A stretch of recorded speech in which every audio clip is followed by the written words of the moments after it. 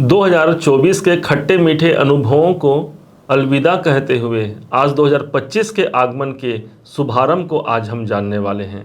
एक ऐसे ऐतिहासिक वर्ष की ओर हम आगे बढ़ने जा रहे हैं जहां पर बहुत कुछ हमारे भाग्य में लिख रखा है परमात्मा ने। सुनहु भरत भावी प्रबल बिलख कहें मुनिनाथ, हानि लाभ जीवन मरण जस अपजस विधि हाथ। अर्थात सब कुछ पहले से तय है, सब कुछ पहले से निर्धारित है।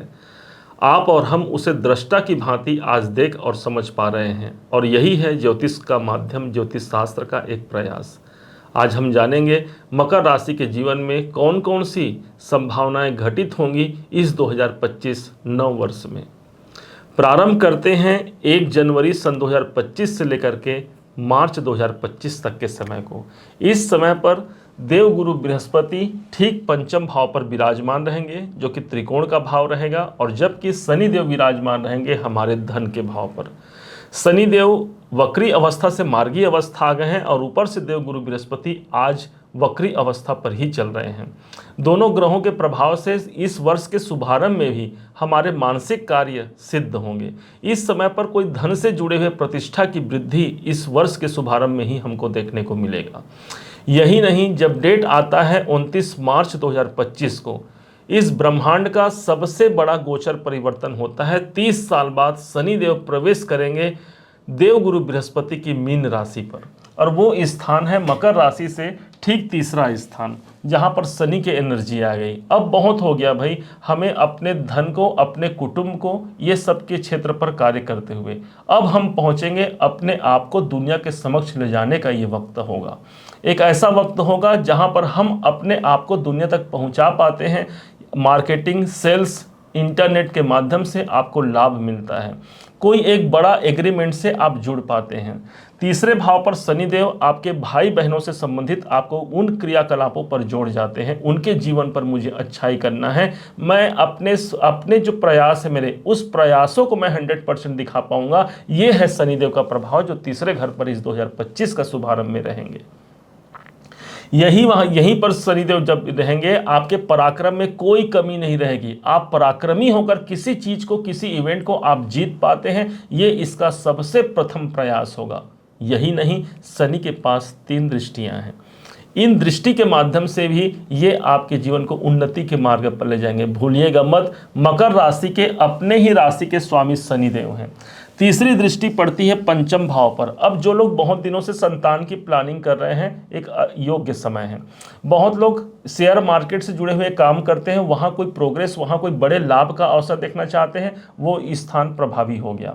पंचम भाव प्रभावी होना अर्थात आपके अंदर स्वयं ज्ञान की वृद्धि होगी, आपके अंदर एजुकेशन की वृद्धि होगी। जो विद्यार्थी हैं, जो एजुकेशन प्राप्त कर रहे हैं, उनके लिए सफलता का एक नया आयाम शनिदेव यहाँ पर लिखने जा रहे हैं। अब इसके बाद इनकी 7वीं दृष्टि जो पड़ेगी वो सीधे पड़ रही है हमारे भाग्य के घर पर। भाग्य भाव पर राशि के स्वामी शनिदेव की दृष्टि का पड़ना, और वो भी अपने मित्र बुध की राशि पर, एक विशेष भाग्य उन्नति का ये समय हो सकता है। जहां पर जो हमारे 23-24 में जो समय हमने देखा है, कई प्रकार से रुकावटों को हमने देखा है, तो अब उन्हीं रुकावटों पर विराम लगते हुए शनिदेव मेरे भाग्य भाव पर देखेंगे। भाग्य की प्रबलता वहां पर सिद्ध होती है, पिताजी से जुड़े हुए कार्य वहां पर सिद्ध होंगे। कोई कंपटीशन जीवन में बना हुआ है, उस कंपटीशन से आप बाहर निकल करके उसमें सफलता प्राप्त करते हैं। नवम भाव ईश्वर की कृपा आपको दिला जाता है, किसी उच्च अधिकारी का कृपा आपको दिला जाएगा, जिसके माध्यम से मेरे भाग्य मेरे साथ चलने वाले हैं। एक तो हो गया हमारा कर्म और दूसरा हो गया भाग्य। ये दोनों ही चीज शनिदेव के पास इस समय पर, इस 2025 में ही नहीं बल्कि फरवरी 2028 तक मकर राशि के जीवन पर व्याप्त रहेगा। इसके पश्चात इस शनि के पास एक और दृष्टि है, वो है इनकी 10वीं दृष्टि। 10वीं दृष्टि से ये देंगे, ये 7, 8, 9, 10। अब 10वीं दृष्टि से प्रदान कर रहे हैं 12वें घर को। अब जो लोग विदेश संबंधी काम करना चाहते हैं, इंपोर्ट एक्सपोर्ट संबंधी जो लोग काम कर रहे हैं, जो हॉस्पिटल में काम कर रहे हैं, जो चिकित्सा फील्ड में काम कर रहे हैं, उन सबको इसका विशेष प्रमाण मिलने जा रहा है। आप इस समय पर योग, व्यायाम, प्राणायाम इत्यादि करते हैं, मेडिटेशन, ध्यान की ओर आपका आकर्षण बढ़ता है, और वहाँ से जुड़ करके अपने मन मस्तिष्क को आप शांत रखते हुए एक सही दिशा निर्देश पर आप आगे बढ़ने वाले हैं। ये शनि का सबसे शुभ प्रभाव हो गया। बात यहाँ समाप्त नहीं हुई, अब आते हैं देवगुरु बृहस्पति की ओर। इस ब्रह्मांड का दूसरा सबसे बड़ा गोचर होगा 15 मई सन 2025 को। देवगुरु बृहस्पति पंचम भाव से निकल करके 12 साल बाद प्रवेश करेंगे मिथुन राशि पर, जो कि मकर राशि से ठीक छठे भाव पर गुरु का संचरण हो जाएगा। अब देवगुरु बृहस्पति की स्थिति यहाँ बहुत अच्छी तो नहीं, लेकिन इनकी दृष्टियों का कमाल देखिएगा जरूर। देवगुरु बृहस्पति छठे भाव पर आ रहे हैं, अर्थात स्वास्थ्य पर हमको ध्यान देने की आवश्यकता भी रहेगी, हमारे डेली रूटीन को हमको मेंटेन करने की आवश्यकता रहेगी। अब यहाँ से देवगुरु बृहस्पति के पास 3 दृष्टियां हैं, और उस दृष्टि से 1 2 3 4 5 ये देखेंगे हमारे पंचम दृष्टि 10वें भाव पर पड़ रही है।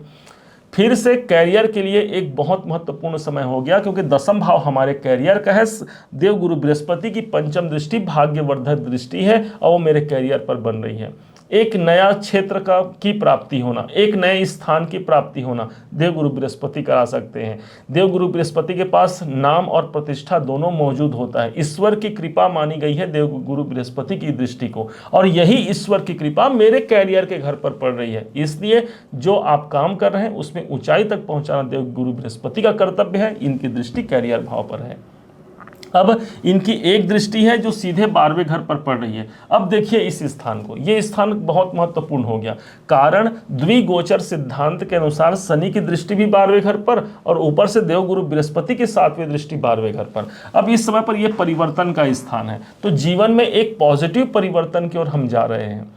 देवगुरु बृहस्पति छठे भाव से देख रहे हैं 12वें घर को। नौकरी में कोई दूर तबादला चाह रहे हैं, कोई दूर प्रयास कर रहे हैं, कोई चेंज परिवर्तन चाहते हैं, तो हाँ गुरु की दृष्टि पड़ रही है 12वें घर पर। कोई नौकरी से जुड़ा हुआ एक बड़ा परिवर्तन निकल के सामने आ सकता है, और वो भी मनोनुकूल। कारण क्या होगा, शनि की दृष्टि भी आ गई। 12वां घर खर्चों से हम परेशान हैं, वहां पर हमको रुकावट मिलती है। हाँ एक चीज देखना होगा, 12वां घर हमारे इन्वेस्टमेंट का होता है, तो हमारे पास यदि पैसे हैं तो उस पैसे का हम या तो खर्च करेंगे या तो निवेश करेंगे, वो डिसाइड करना है हमको स्वयं को। तो आपसे कहा जाता है कि भाई यदि हाथ में पैसे रखेंगे तो वो खर्च हो जाएंगे, उससे अच्छा आप उसे निवेश करें। 12वां घर निवेश का है, जहां दोनों ही ग्रहों का प्रभाव आ रहा है। देख लीजिएगा, आपके एक बड़े निवेश की ओर आप आगे बढ़ सकते हैं, चाहे वो प्रॉपर्टी का हो, आपके कैरियर से जुड़ा हो, ये बड़ा निवेश होकर के रहेगा। इसके पश्चात देवगुरु बृहस्पति की एक दृष्टि बचती है, और वो दृष्टि जा रही है धन के भाव पर। अब लीजिए, मतलब धन भाव पर अभी अभी शनिदेव इस भाव को छोड़े हैं। अब हमको अभी आर्थिक प्रगति का भी समय प्रारंभ हुआ है। अब उसमें भी देवगुरु बृहस्पति की भाग्यवर्धक दृष्टि का आ जाना, बड़े आर्थिक लक्ष्य की प्राप्ति हो सकती है। जो आपकी कामना है वहां तक आप पहुंच सकते हैं। बड़े धन लाभ की यहाँ पर आकांक्षा आपकी पूरी होती है। कोई पैसा, कोई धन कहीं रुका हुआ है, आप उसे प्राप्त कर पाते हैं। फैमिली, कुटुंब स्थान को ये सुशोभित कर रहे हैं। परिवार में कोई मांगलिक कार्य का अवसर होना, परिवार में एक सौहार्दपूर्ण वातावरण रहना, क्योंकि देवगुरु बृहस्पति की दृष्टि गंगा जल के छिड़काव के समान मानी गई है। अर्थात वो छिड़काव मुझे मिला मेरे एकादश, मुझे धन भाव पर, अर्थात आर्थिक और कौटुंबिक जीवन दोनों ही यहाँ पर पूर्ण रूप से मुझे शुभ परिणाम तक पहुंचा जाएंगे।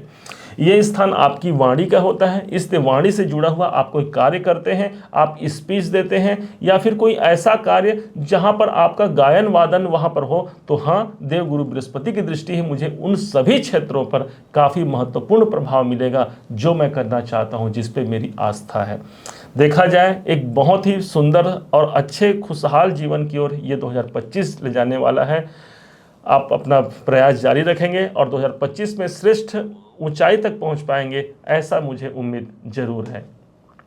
उम्मीद है आप सबने इसे समझा, आप सबने इसे जाना है। यदि आपने इसे समझा, जाना, मेरे समझाने का प्रयास यदि आपको सार्थक लगा हो, मेरे समझाने का तरीका यदि आपको सार्थक लगा हो, तो अपना प्यार भरा लाइक और कमेंट करना कभी मत भूलिएगा। और हाँ, यदि अभी तक आपने चैनल को सब्सक्राइब नहीं किया है, सब्सक्राइब जरूर कीजिएगा। पुनः एक बार फिर आप सभी का दिवस बहुत मंगलमय हो, इन्हीं शुभकामनाओं के साथ। जय श्री राम।